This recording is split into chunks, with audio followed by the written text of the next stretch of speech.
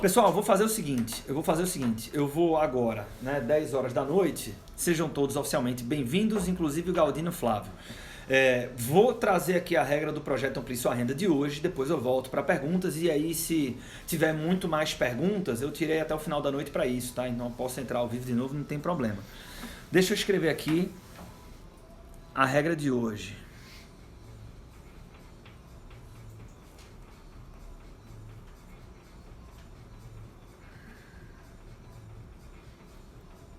Boa noite, meu irmão, tudo bom?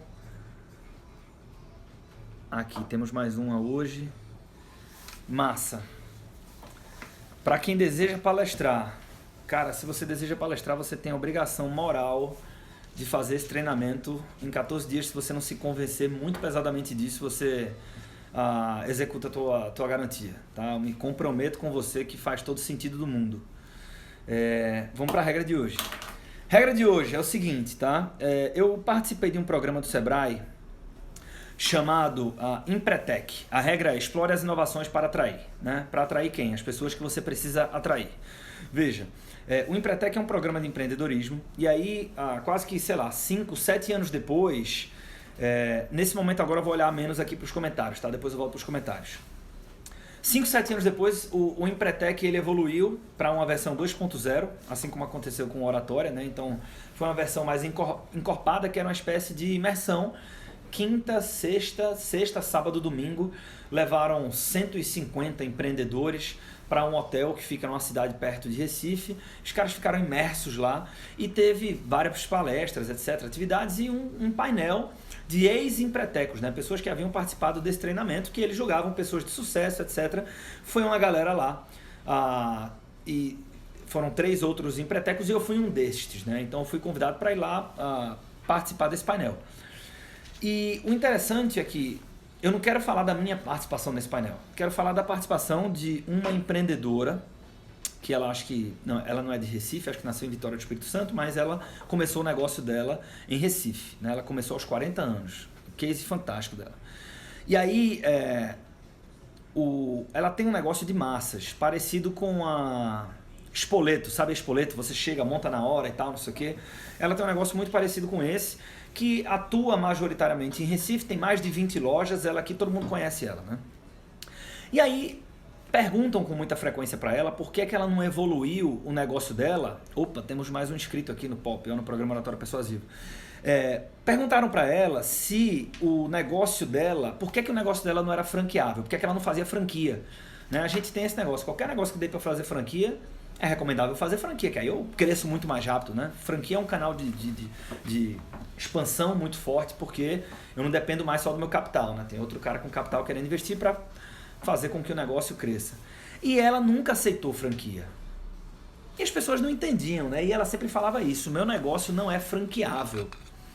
Sendo que isso, aos olhos de quem vê, não faz sentido nenhum, porque o negócio dela é alimentação, que é um dos setores mais quentes para a franquia. Ela tem lojas de tamanhos diferentes, que é muito bom para o mercado de franquia. Ela tem a operação de shopping, né, que é outra área que as franquias exploram muito. Então todo mundo falava isso: porra, teu negócio é totalmente franqueável. E ela falava: não é. E ela foi dar um exemplo, né? Porque alguém lá na plateia fez essa pergunta para ela: porra, por que você não cresce através de franquia? E aí ela disparou para 130 mais ou menos empreendedores. Quantos de vocês já consumiram alguma coisa nas nossas lojas? Aí quase que todo mundo levantou a mão, né? Depois ela perguntou: quantos foram bem atendidos? Sejam honestos. E aí quase que todo mundo levantou a mão de novo. Eu já fui numa loja dela e de fato fui bem atendido, né? E aí depois ela fez uma pergunta que pegou todo mundo de surpresa: quantos já imaginaram que aquela pessoa que te atendeu e que você está me dizendo que atendeu bem estava usando uma tornezeleira eletrônica? Aí nessa hora as pessoas ficaram em silêncio. A empresa dela tem uma política de ressocialização de presidiários e ex-presidiários, né? Então ela contrata essas pessoas. E são muitos presidiários e ex-presidiários que já passaram por lá, pela empresa dela, em 22 anos de história. A empresa dela tem 22 anos de história. E, sejamos sinceros, isso não é muito comum, né? Tem algum problema? Claro que não tem nenhum problema, mas não é algo comum, né?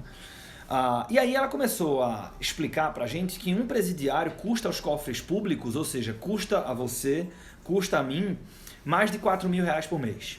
Ela deu o número exato lá, que eu não lembro de cabeça, mas é aproximadamente R$4.000 por mês. Então, a partir do momento que ela emprega uma pessoa dessa, ela dá oportunidade para a pessoa, e você não só gera uma economia para o país, como você faz desse cidadão um cidadão produtivo, né? Aí, exatamente, Bela, eu falei disso na carta do fundador, avisei isso aqui antes, né? E aí, um dos participantes, quando ela estava falando disso, ele fez a pergunta que eu tenho certeza que muitos tiveram essa pergunta, mas não tiveram coragem de fazer. A pergunta foi a seguinte: a senhora não tem receio de, já que ele cometeu um crime no passado, fazer o mesmo na sua loja? Ou seja, de repente ele foi preso por furto e ele está ali lidando com dinheiro no caixa, ou ele está lidando com produtos, né, de alimentos, etc. E aí essa empreendedora, ela respondeu na lata. Então teve um diálogo entre ela e esse cara que fez a pergunta. Ela disse assim: o senhor já fez merda no passado? E ela falou exatamente assim, usando palavrão. O senhor já fez merda no passado? Todo mundo olhando, né? Todo mundo olhando. E aí o cara ficou meio que sem jeito, ele fez: eu? Sim. Todo mundo já fez merda, né? Aí ela fez o seguinte: você faria de novo? Aí ele fez: porra, não. Aí ela fez: faria. Aí que tá. Você faria, meu senhor, a depender das circunstâncias. A questão é essa. Veja, se a pessoa foi condenada, aí essa leitura dela que é fantástica, a pessoa foi condenada, foi julgada, se cumpriu pena, foi perdoada perante a lei do homem, não sou eu, porque eu não sou Deus, para dizer que esse ser humano será sempre errado. Olha só. A questão, e aí ela foi desenvolvendo, né? A gente age por sobrevivência. Então, se a pessoa não tiver absolutamente nenhuma oportunidade, e se preciso for, ela vai cometer os mesmos erros novamente. Você faria isso, nós faríamos o mesmo, né? É uma questão de sobrevivência.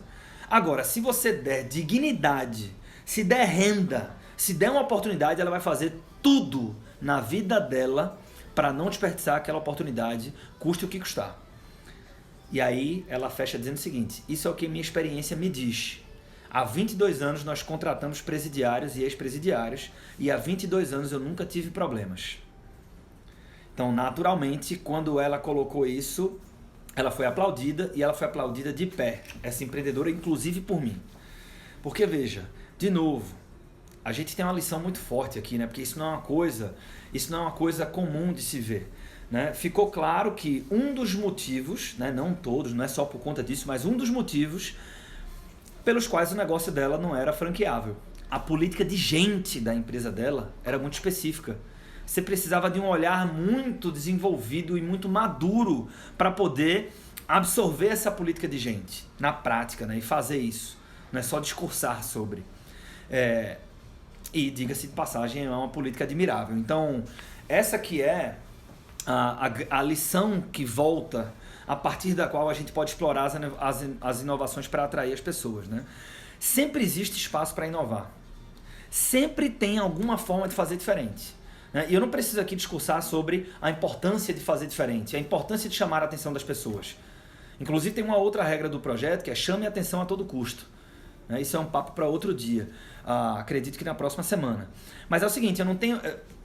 do jeito que você vê a mulher falando, o orgulho que ela tem de falar sobre isso, e aí começa a conectar, né? Se você visita uma loja dela depois, você vê.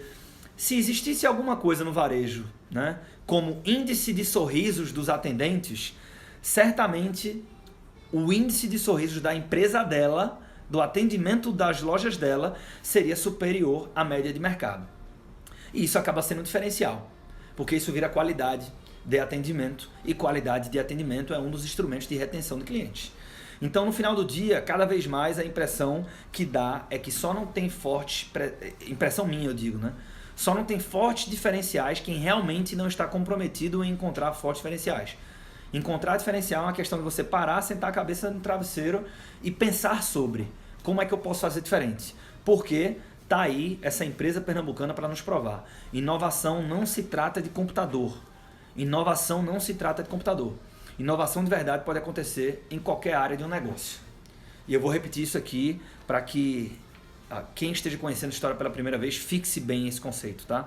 Inovação não se trata apenas de computadores. Inovação de verdade pode acontecer em qualquer área do negócio. E você pode contribuir para ter inovação no teu negócio ou para trazer inovação para o negócio do qual você faz parte. E isso, ao longo do tempo, é uma coisa que pode te ajudar a aumentar a tua renda. Não tenha dúvida nenhuma disso.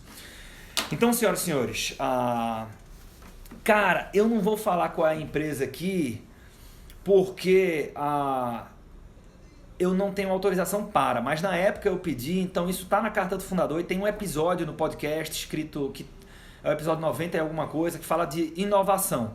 E claro, com outro contexto, não é esse conceito aqui, esse contexto de aumentar a renda, etc., mas com outro contexto mais voltado para a inovação mesmo, eu falo sobre isso e lá eu digo qual é a empresa, tá? Mas isso importa um pouco menos aqui. E se você quiser me manda direct que eu vou ter prazer em dizer qual é que é essa empresa, tá? Só porque a gente tá ao vivo aqui eu vou preferir não mencionar. Mas é uma empresa parecida com o Spoleto em Pernambuco, super conhecida e admirável, dentre outros motivos, por esse que eu trouxe aqui também. Então, turma, quando a gente junta tudo isso, fica muito claro que a inovação está ao alcance de todo mundo e que você deveria, então, voltando à regra, explorar as inovações para atrair. Explore as inovações para atrair. Isso tende a funcionar ao longo do tempo. Beleza? Já estou vendo muito... Diego, não tem problema não, você pode falar, tá? Você falando, não sou eu falando, então fala aí. Coloca aí que vai ser legal, né? O Enivaldo vai te agradecer. Beleza? Turma, 15 minutos de conteúdo aqui da nossa regra. Explore as inovações para atrair as pessoas. Atraindo as pessoas você tem atenção e sem atenção nós não fazemos nada. Beleza? E agora sim, concordo com o Flávio Lira, atrair RT, a esposa dele, inclusive, está no programa Oratória Persuasiva.